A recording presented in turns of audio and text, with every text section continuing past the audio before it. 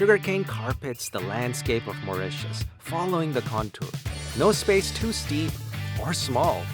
Once you leave the city and make way for the national parks, you're greeted with unbelievably exotic views. I'm taking the coastal route from the far east of the island towards an area up north called Grand Baie. Domaine Grand Baie is the kind of place you can hang up your hat and chill in a serene part of the island. The establishment welcomes long-term guests and travelers. I love the vibe here. I'm making a quick stop over here to meet my friend, Executive Chef Nilu, who's gonna show me 2 dishes. A proper fish curry, Mauritian style, and how she blends French and Mauritian techniques with the island nation's seafood bounty. First dish, tartare. Tartare is basically French. There's an aioli, a sauce, which is basic French sauce, but we have been revised with a little bit of miso paste. So to add to the Asian flavor. The fish goes in. We have a little bit of pepper. I add the apples.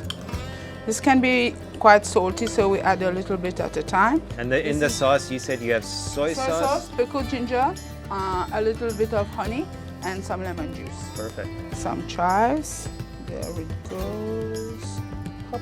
This is my aioli, and our cracker on top. So this looks lovely. The top, this crunchy cracker is nori with rice. Wow. The fish just soaks in the soy sauce. Sweetness from the apple, sweetness from the honey. The aioli brings a little garlicky creaminess to it. So you have a little bit of every texture. Tartare, like especially seafood tartare, is a meal I can just have any time of the day, exactly. right? You can it's have so a light and snack. refreshing. Can we go to the opposite end of the spectrum, as in a Mauritian curry? Can we see you make one of those? Sure. Let's do it. Chef Nilu's workspace is picturesque to say the least. Let's get to work. Next up, a proper fish curry. We'll start by frying our eggplant.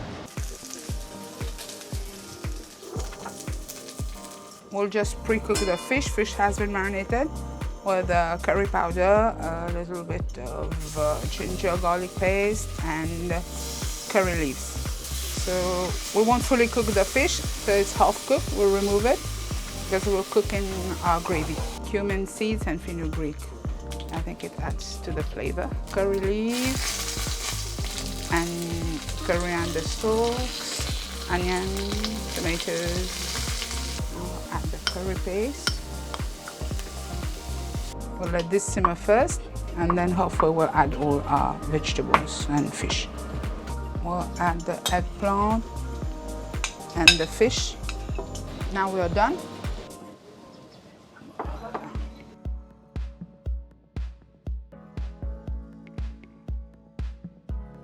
All right, I think I got the perfect bite. Yeah, rice, you have everything fish, in the bite. Okra, chili, cilantro.